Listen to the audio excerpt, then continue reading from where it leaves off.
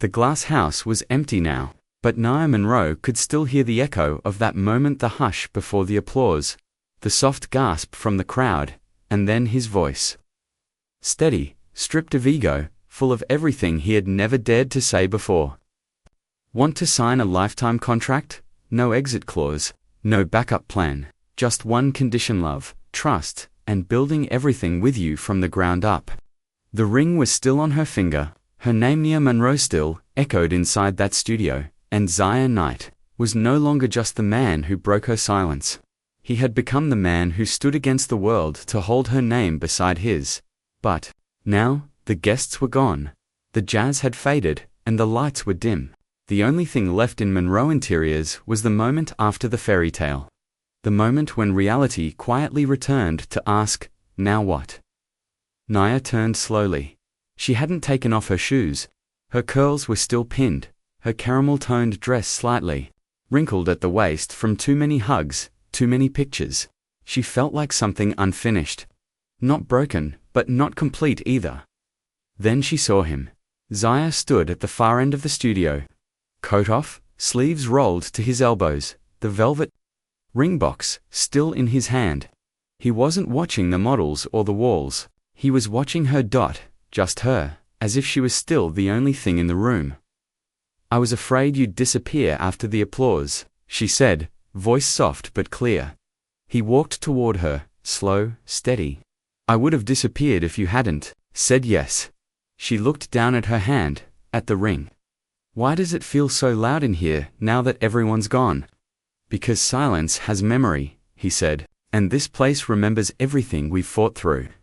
She smiled faintly. You always did talk like a man who builds with words. He stopped inches from her. And you always made words feel like a home.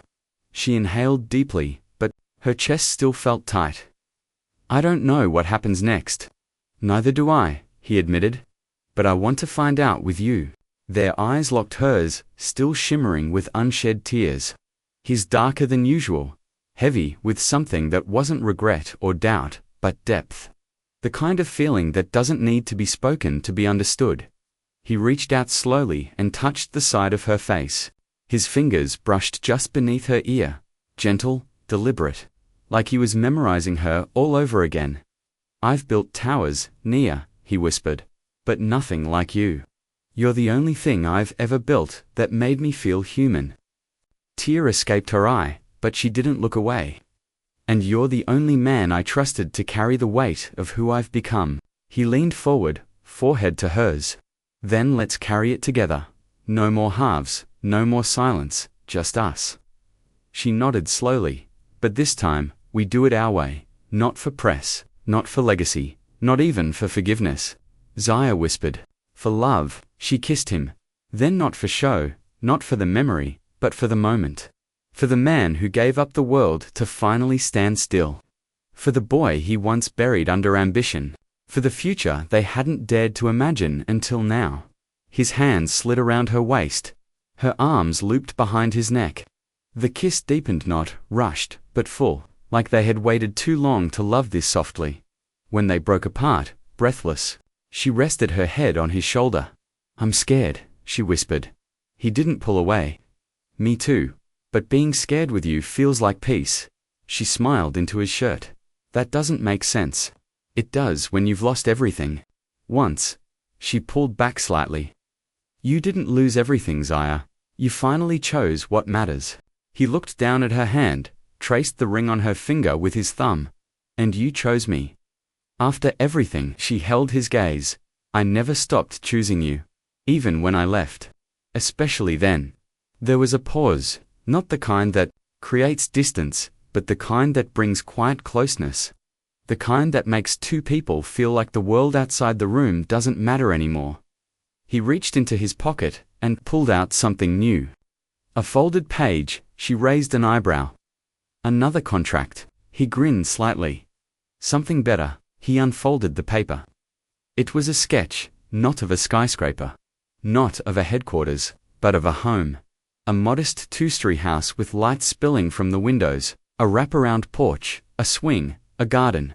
Inside, rooms were labeled by emotion, not function. Laughter, peace, a room for memories, a space for dreams, a studio with her name on the door. She stared at it, overwhelmed. This is real, she asked. It's ours, he said. If you want it. Her voice was barely above a breath. I want all of it.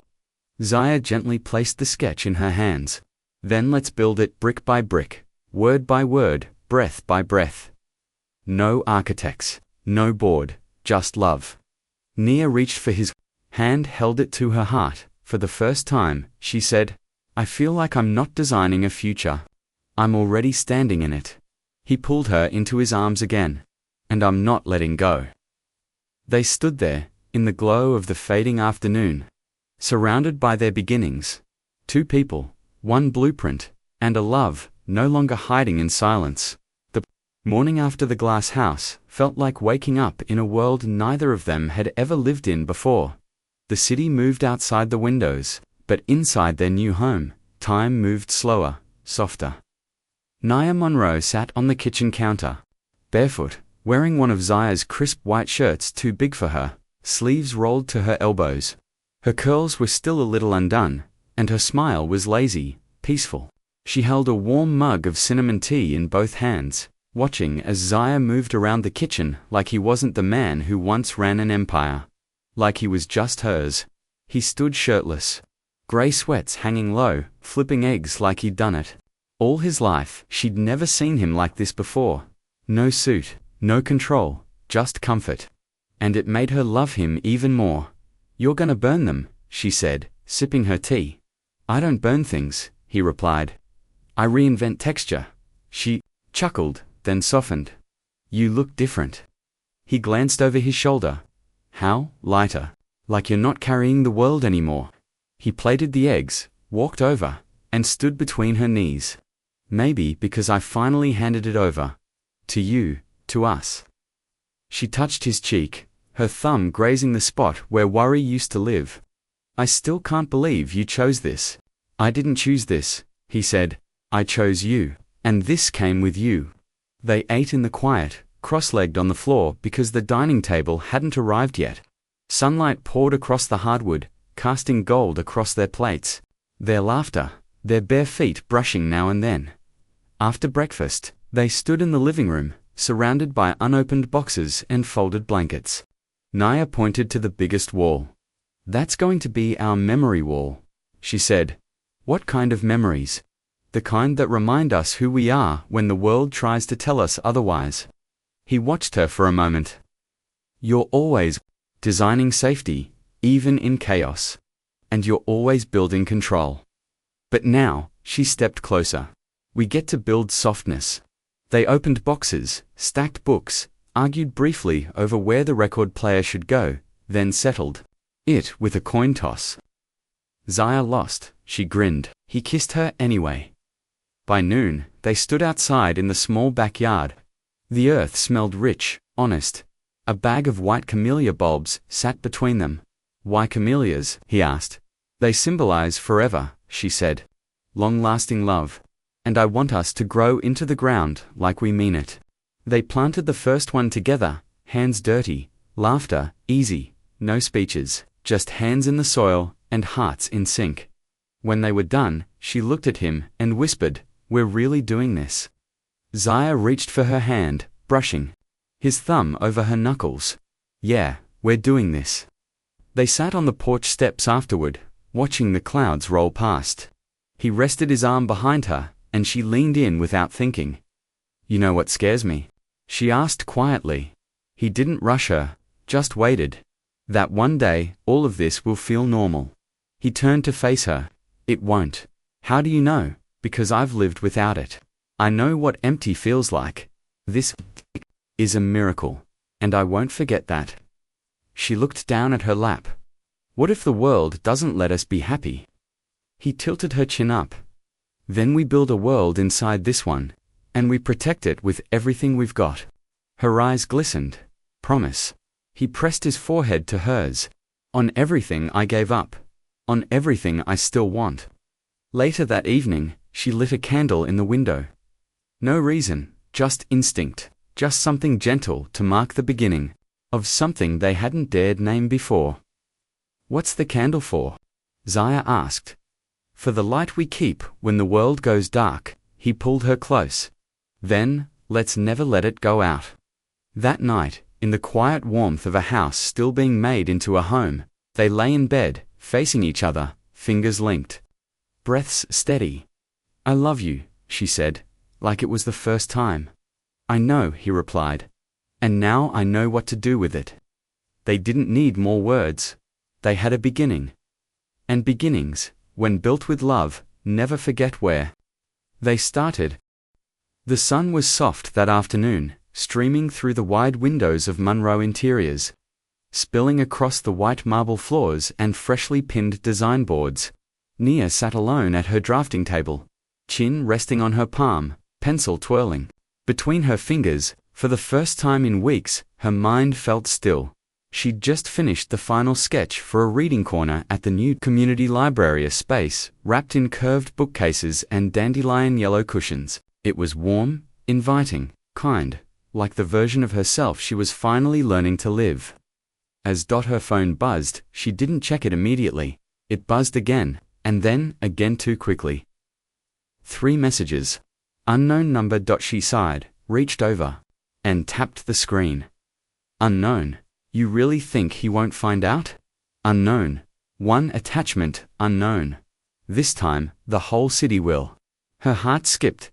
She opened the photos. It was a shot of her outside a coffee shop, her and Malik. The image was cropped tight to make it look like their hands were touching.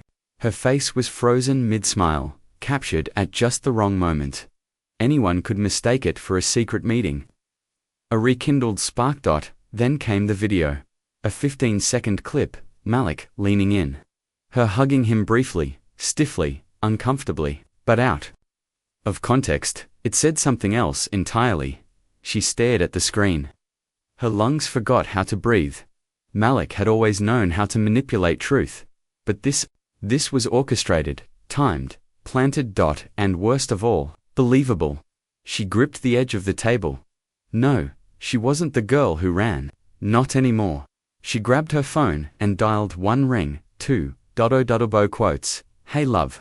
Zaya's voice was soft, warm, safe, but her throat tightened. I need to tell you something. Okay, he said immediately. Tell me. She closed her eyes. Someone sent me photos, screenshots, of me and Malik from weeks ago. It's edited, cropped, it looks like. She paused. It looks like something it's not. A beat of silence. Then his voice. Calm. Sure, I trust you. You don't want to see it. I don't need to. I was the fool who doubted you once. I'm not doing that again. A tear slid down her cheek. They're going to release it, probably tonight. Come home, he said. We'll handle it together. She nodded, even though he couldn't see. Okay. Nia, he added, his voice dropping. Whatever they say, whatever they show, know your heart, that's all I need. Her hand shook as she ended the call.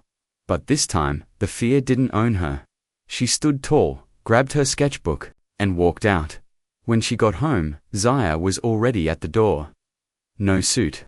No tension, just him, in a black t-shirt, barefoot, eyes full of nothing but her. He opened the door before she knocked, and when he saw her eyes red, jaw set, sketches clutched tight to her chest, he didn't ask anything. He just pulled her into his arms. I'm not scared for me, she whispered into his chest. I'm scared they'll make you question again. He pulled back enough to meet her eyes. I don't care what they make.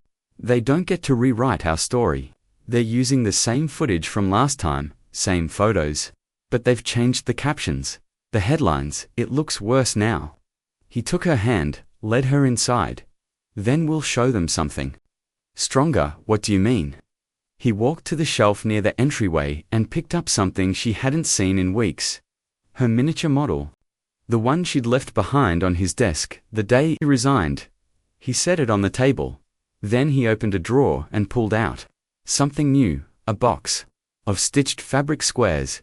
Each square carried a word: trust, choice, truth, fire, forgiveness. I've been collecting these, he said. Every day you weren't beside me. She reached for the one labeled fire. When the world burns, you don't run, he said. You rebuild. They worked in silence.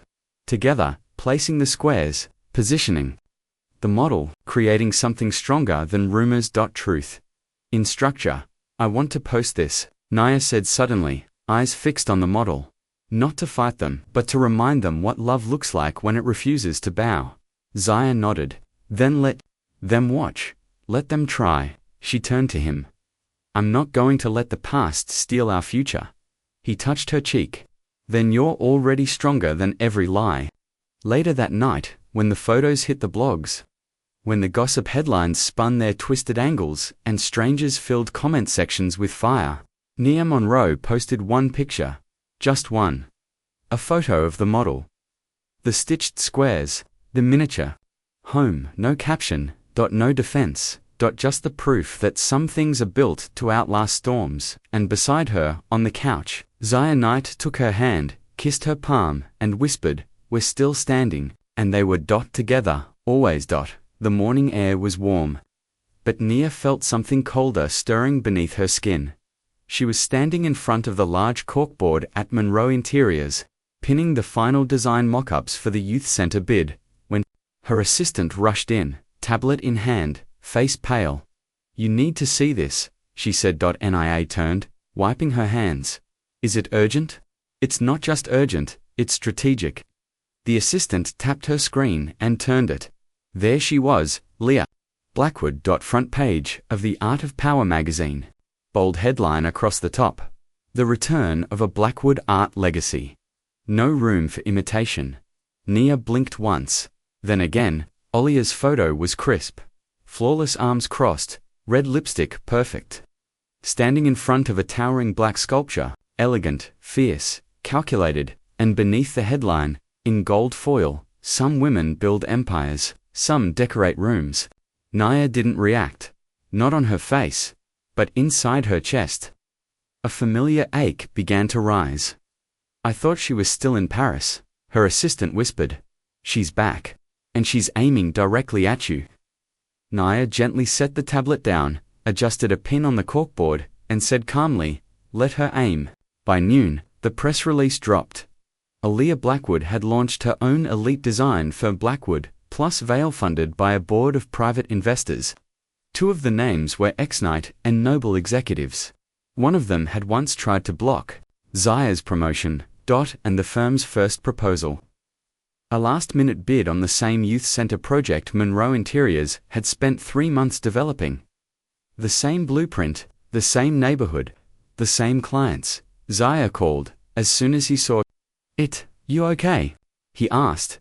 Nia stood in front of her model, arms crossed. She's playing chess, she's playing theater, he said. And she knows how to work the spotlight. I'm not afraid of Aaliyah, Nia replied. I know, but she's not just targeting your work, Nia, she's targeting your worth. Nia was silent for a moment. Then she's going to learn that I don't compete where I create. That evening, Monroe Interiors hosted a preview for city leaders to view the youth center design. Clients, teachers, volunteers, community leaders. Nia wore a cream blazer over a satin blouse, gold hoops, braided bun. Face, sharp mind. She walked every guest through the model, explained how the rooms were designed for healing, how the space was built not just for function but for feeling. Zaya arrived halfway through. No suit, no media, just presence. He stayed in the back, watching her with quiet pride. Afterward, he pulled her aside. You changed the way they breathe in that room. I'm not trying to impress them, she said. I'm trying to show them what it feels like to be seen. He stepped closer, cupped her face, and you do. Every time you walk into a space, you teach it how to love people back. She kissed him, not out of passion, but out of power. Quiet, anchored love. The kind that doesn't move to prove anything. The kind that stays when nothing else does. 2 days later, the city's feedback board opened for public comment on the youth center proposals. Blackwood plus Veil's presentation was sleek, minimalist, expensive. But one comment stuck out on the forum. Anonymous, one firm creates walls, The other creates windows. It had 247 upvotes in the first hour. That evening, as the sun dipped behind the skyline, Naya stood on their porch with a cup of ginger tea. Zaya joined her. No words, just stood beside her. She doesn't scare me, Naya finally said. She shouldn't, but she reminds me of who I used to be scared of becoming. Cold, perfect, hollow. Zaya looked over at her. You're not even in the same language as her. Naya smiled faintly. I still feel it though, that old need to prove myself. To defend my place. You don't need to defend, he said. You define. She set her cup down, turned to him. I don't want to win the project just to beat her. Then don't, he said. Win it because you're the only one building it with soul. She stepped into his arms. Thank you, for what? For not shrinking when I rise. Zaya kissed her forehead. I didn't fall in love with your softness. I fell in love with your fire. And in that quiet moment, with the city still moving around them, Naya understood something deeper. She didn't have to shout, she didn't have to prove. She just had to keep building because truth doesn't always need applause. Sometimes, it just needs space to stand. Rain tapped gently on the windows that night. The city was quiet. Too quiet. One of those rare evenings when even the traffic respected the tension in the air. Nia sat at the dining table, her fingers running over the edge of a design sheet she hadn't finished. She was still wearing the same white blouse from the meeting. Earlier sleeves rolled up, hair undone, and her heart somewhere between steady and spiraling. Across the table, Zaya sat with a glass of whiskey in hand. He wasn't looking at his phone, wasn't checking news alerts. He was just watching her. Like the way you watch a house you've built, hoping it stands through the storm. They leaked. Our pitch, she said without looking up. Zaya's grip on the glass tightened. Who doesn't matter, she whispered. Olia's team has it now. At least parts of it. The layout, the timeline, even the name of the lead architect we plan to hire. Silence. Then he said, that's a declaration. She finally met his gaze. She's not just competing anymore, she's sabotaging. Zaya set the glass down gently and leaned forward. Then, we rebuild, different, better. I'm tired of rebuilding, she said. Her voice cracked, but she didn't let it break. I want something to stay. Just once, I want to win without having to bleed for it. You will, he said, calm but sure. Because your blueprint doesn't come from ambition, it comes from memory, from purpose. Naya leaned back in the chair. Do you think the city sees that? Zaya stood and walked over. I don't care if the city sees it. I see it, and I've seen what happens when you're underestimated. You don't just rise, you rewrite the sky. She laughed softly. Despite herself, you always say the most ridiculous things when I'm on the edge. He knelt beside her chair. Because I know you don't fall. You fly low until you're ready to break clouds again. A moment passed. Her hand found his dot, then she whispered, what if I let you down? He brought her hand to his lips. You're the only thing that's ever lifted me. Later that night, she couldn't sleep. The storm outside had grown stronger, wind sweeping through the city like it had a message to deliver. She walked barefoot into her design room, pulled out a blank sheet, and stood there staring at it. No pencil, no measurements, just a page waiting for direction. Zire appeared behind her, silent, shirtless, barefoot. He stepped beside her, placed a fresh pencil on the table. Draw it again, he said. She didn't answer, so he took her hand, gently guided it to the paper, and wrapped his fingers around hers. Together, they moved slow strokes, wide arcs. No rules, he murmured. No limits, just what feels right. The design that formed wasn't for a building, it was for a sanctuary, open ceilings, skylights, curved walls that echoed laughter. A central garden, a wall entirely dedicated to storytelling, safe space, growth space. A center made not just for learning, but for living. By the time she released the pencil, tears were in her eyes. Where did that come from? She asked. Zaya looked at her, eyes soft. From you, I just held the line. She threw her arms around him, held him so tight her breath shook. You're more than mine, she whispered. You're the home I never knew I needed. He pressed his lips to her temple. Then let's make the world one room at a time. At sunrise, Naya submitted a completely new proposal to the city. No frills, no replicas, just a handwritten letter attached. This isn't a pitch. It's a promise. We don't just want to win a contract. We want to change the experience of growing up. Let this be more than a building. Let it be a beginning. Naya Monroe, lead designer, and beneath it, in neat, bold type, Monroe Interiors. ZK Foundation. The call came just after noon. Naya was seated in her sunlit studio, fingers stained with watercolor as she filled in the garden section of a children's reading nook. The new design had come to life like breath, soft colors, curved shapes, nothing sharp or rigid. It felt alive. Her phone lit up. City Office of Public Development. She paused, wiped her hands, picked up the call. Ms. Monroe, a smooth male voice asked. Yes, this is Naya. We've reviewed your final proposal. The board was moved. We'd like to schedule an official announcement tomorrow at the press conference. You've won the contract. The pencil slipped from her fingers. What? You've been selected. The community center project is yours. Her breath hitched. For a full 3 seconds, she forgot how to speak. Congratulations, the voice added. Your team didn't just win. You inspired. When the call ended, she just sat there, silent, staring at the paper in front of her, and then laughter. Quiet, disbelieving, breathless laughter. She picked up her phone and called him. Zaya answered on the second ring. You're okay, I got the call. You got it. His voice lit up. Naya, we got it, she said. They said we didn't just win, we inspired. There was a pause. She imagined him smiling the way he did when he was truly proud. The kind of smile that made his eyes soften and his shoulders relax. You earned this, he said. We earned it. That evening, Monroe Interiors buzzed with celebration.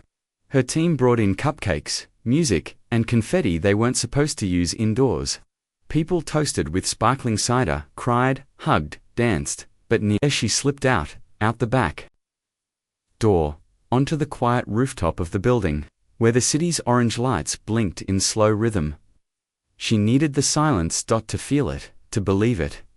Moments later, she heard the door open. Footsteps she knew better than her own. You always run from your wins, Zaya asked softly. She turned. He looked devastating. Black turtleneck, warm smile, eyes glowing, even in the dark. I'm not running, she said. I'm just listening. To what? To the version of me that never thought she'd get here. He walked closer. Can she hear you now? Naya swallowed the lump in her throat. She's still scared. Then tell her this, Zaya whispered, stepping in and resting his hand on her heart. The girl who doubted made room for the woman who delivers. That broke her. Tears she hadn't realized were waiting began to fall, not from pain, but from something gentler, relief. Release. She leaned into him, letting his warmth hold her up. You know what's wild? She said through a quiet laugh. Even with this win, I'm still afraid that it's temporary. That someone, somewhere, is waiting to take it all back. He cupped her cheek, then let them try. Because what we built, it wasn't luck, it was legacy. Naya looked up. I want tomorrow to come, but I also want this moment to last forever. Zaya smiled. Then let's make it unforgettable.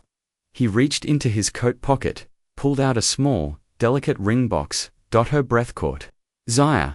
He opened it slowly, not like a grand reveal, but like an offering. Inside was a simple hand-carved wooden ring box. Inside that, a second ring, rose gold, smooth. The shape of a leaf curled around a diamond that glowed like morning.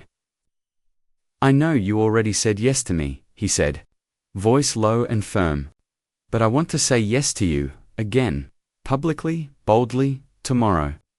At the press conference, I want to introduce you not just as the woman who won the bid, he paused, but the woman I'll spend the rest of my life choosing. Tears slipped down her cheeks. You want to propose again, she whispered, smiling through her cry. No, he said. I want to promise again, In front of a world that once tried to write you off. She touched the ring. Then I say yes, again. He slipped it on her finger. And under the city lights, where sirens whispered and buildings blinked, Nia kissed the man who had not just stood by her side, but built the path with her. The flashbulbs exploded the moment Nia stepped onto the marble steps of City Hall.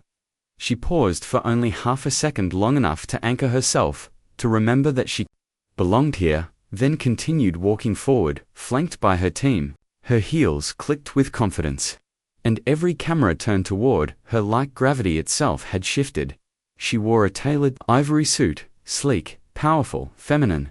Her curls were pulled into a high braided crown, and the new rose gold ring on her finger glinted proudly every time she lifted her hand. Zaya waited near the podium. Dressed in black and black, no tie, sleeves rolled to his elbows like a man who had nothing left to hide. As she approached, their eyes met across the crowd. She smiled, and he smiled back like the world had already applauded. The press conference began with the mayor's voice echoing across the stone plaza, introducing the initiative to fund inclusive community spaces. The cameras zoomed in, and the crowd hushed. And today, we are proud to announce the lead architect and designer for the Central Youth Center, the mayor said. A woman who took a vision and turned it into a blueprint for healing. A name that now represents both heart and strength, Nia Monroe. The applause was thunderous. But Nia didn't hear it. Not the noise, not the chaos. All she heard was Zaya's voice in her head. This isn't a win. This is a statement. She stepped forward, took the mic, and exhaled slowly before speaking. You, she began.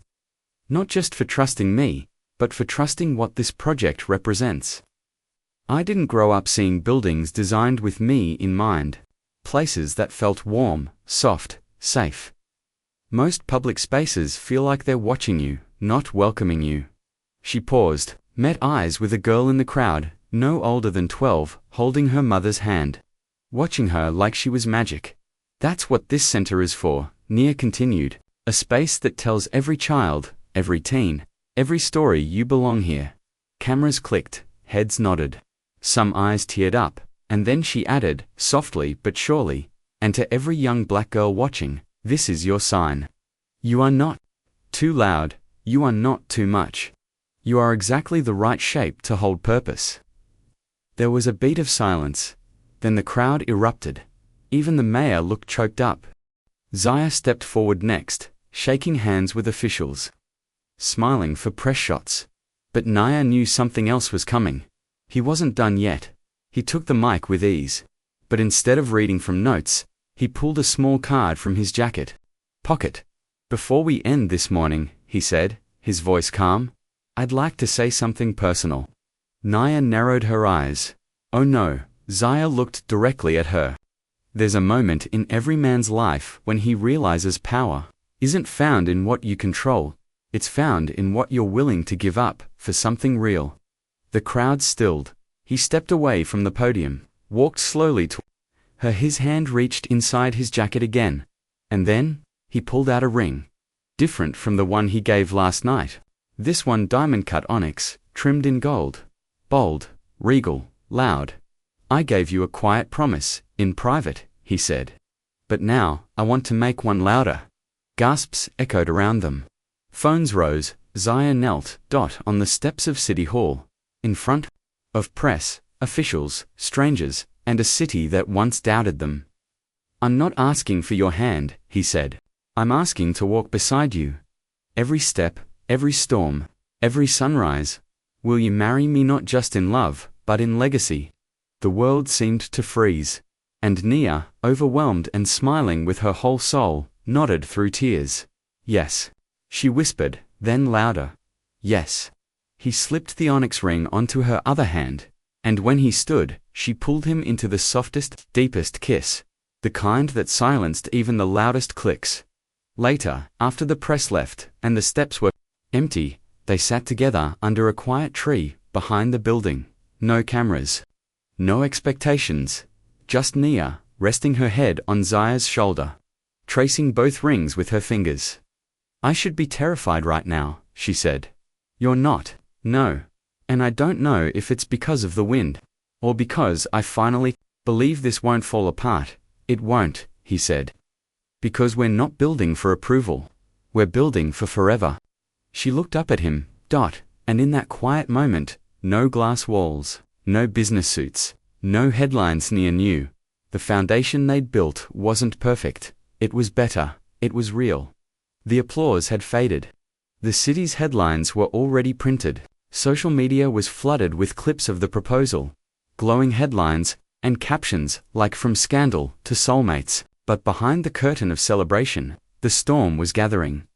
Naya paced across her studio that evening, dress still clinging to her from the press conference.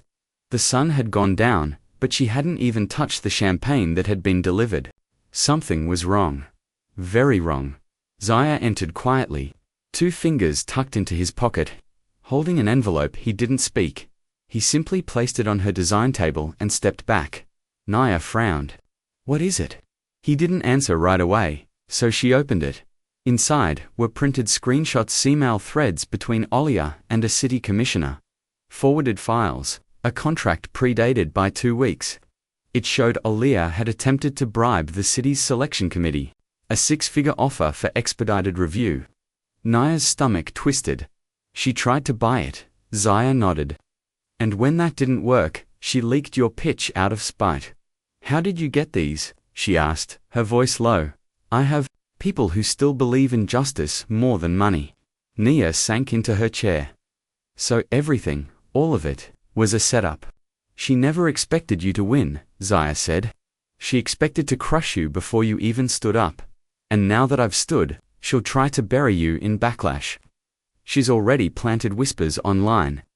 That the city gave you a diversity award, not a real win.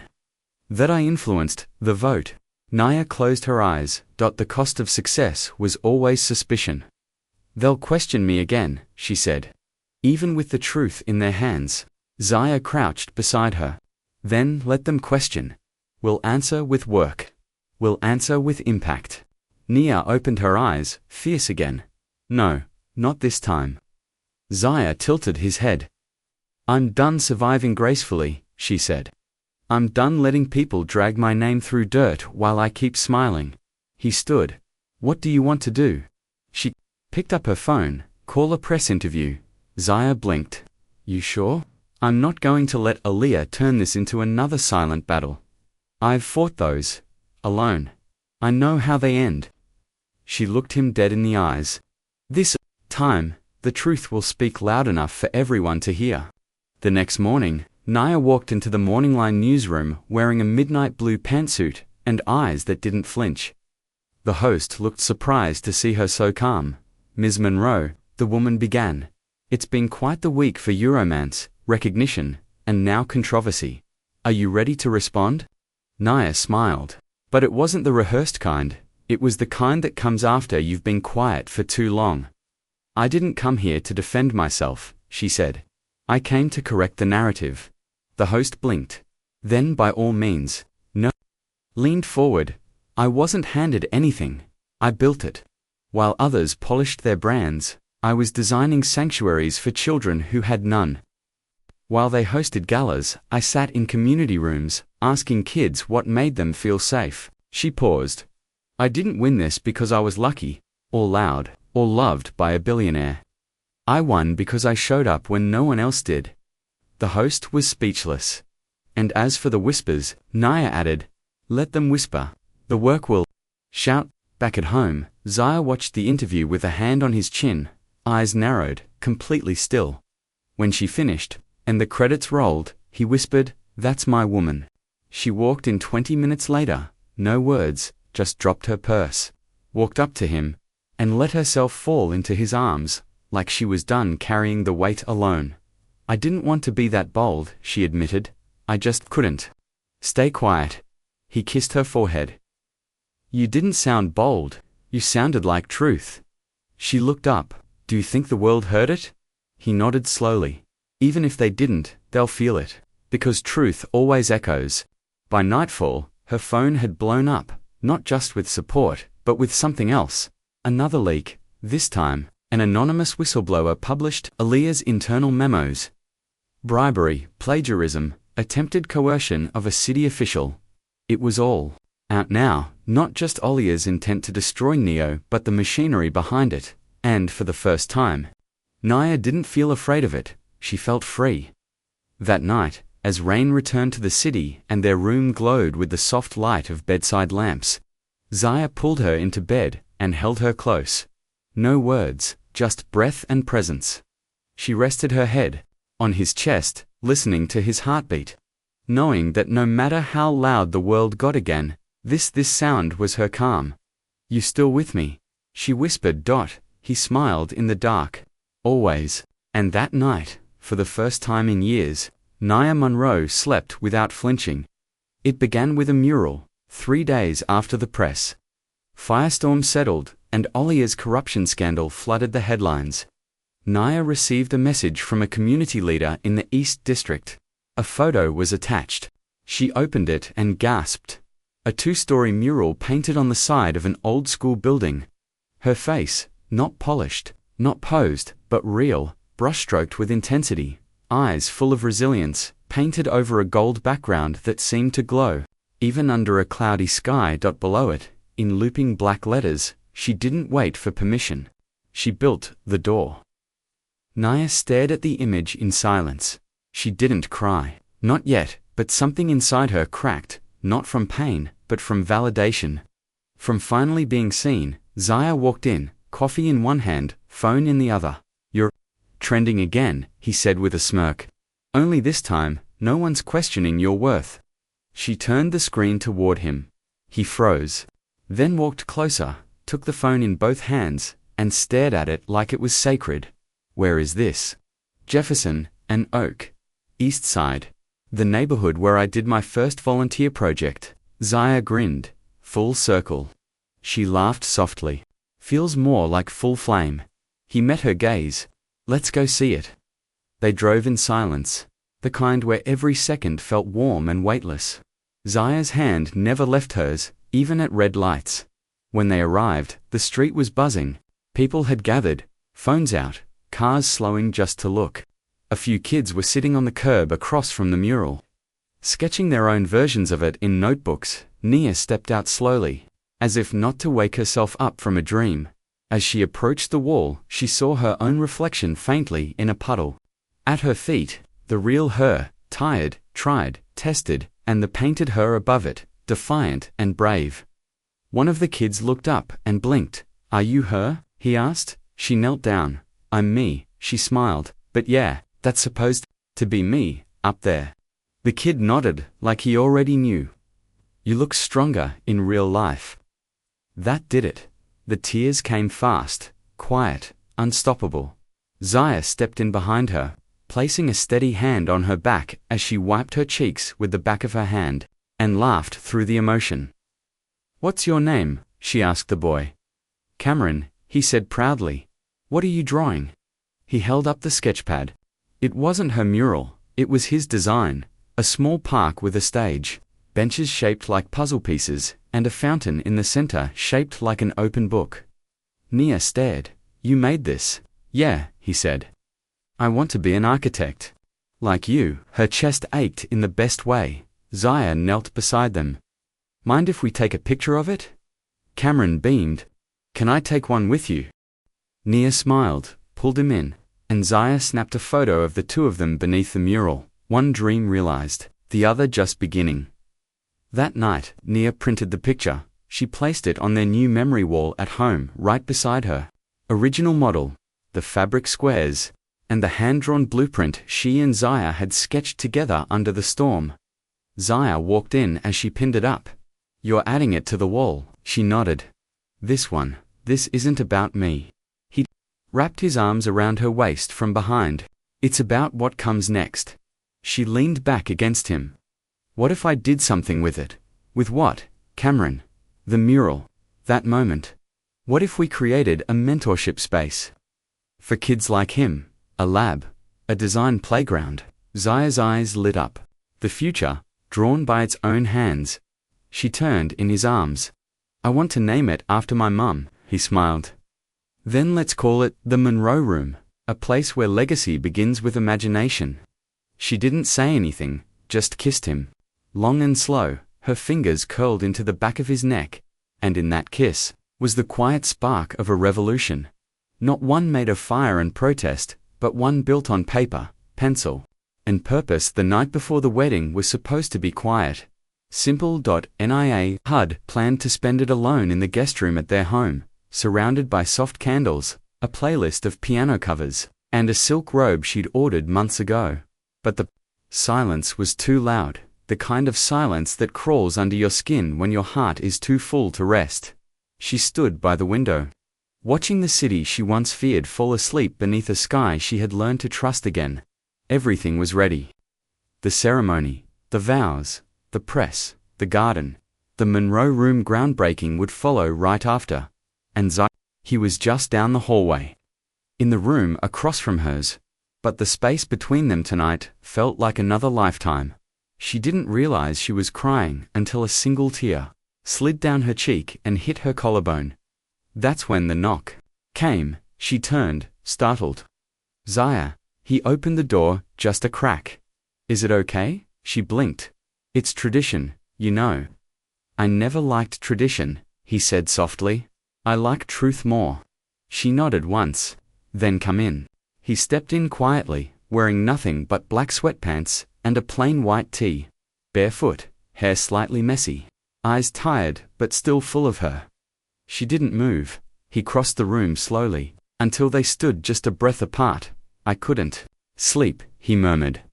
Me neither. They stood in silence, eyes locked, hearts loud. Then she whispered, Are you scared? Zaya tilted his head. Of what? That you'll lose yourself again.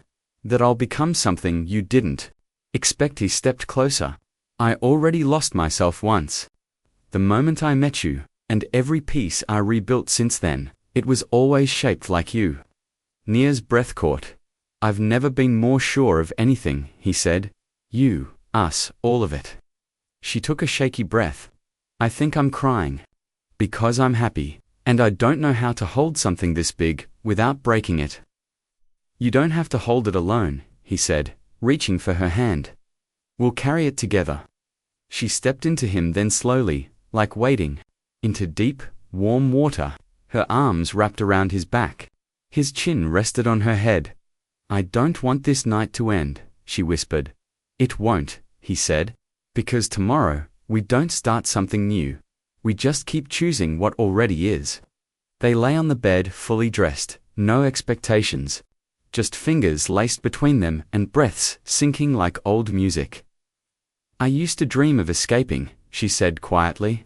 Running from everything, the shame, the rejection, the past. And now, she turned her head to him. Now I dream of building something no one can take. Zaya leaned in and kissed her knuckles. Then let's build it, brick by vow, kiss by choice. They didn't sleep, not really. They drifted in and out of whispered memories, promises unspoken. Dreams they hadn't dared say aloud, and when morning finally arrived, it came not like a beginning, but like the next chapter of something sacred. That afternoon, in a sun-drenched garden, wrapped in white flowers and soft music, Nia walked toward Zaya in a gown made of silk and story. Every step felt like it carried the weight of every woman who had ever been told she couldn't. Every step said, watch me. And at the altar Zaya stood waiting. No podium, no priest, just them. And a vow that needed no witness to be real. Nia took his hands, tears already in her eyes. I don't vow to be perfect, she said. I vow to be real, even when it's messy. Even when I'm afraid, I vow to keep showing up to choose you with my whole soul. Zaya exhaled, his voice low, full. I don't vow to protect you from storms, he said. I vow to walk into every one with you, side by side. I vow to build a world where your heart has room to expand. A soft wind passed through the trees, as if the world itself paused to listen. And when they kissed, it wasn't the kiss of a couple who had just gotten married. It was the kiss of two people who had survived everything they weren't supposed to, and still found each other standing. That night, under string lights and laughter, When guests had gone, and cameras were put away, Naya and Zaya stood alone in the garden, married, unshaken. "Home, you know what I'm thinking?" he asked, arms around her waist. "Tell me that after everything, we didn't just fall in love." She looked up. "What did we do then?" He smiled. "We built it. With blueprints, with bricks, with fire and truth." Nia rested her forehead against his. "Then may it stand forever," she whispered, and in that moment, beneath 1,000 tiny lights and one infinite sky, forever didn't feel like a promise. It felt like a place, and they were already home.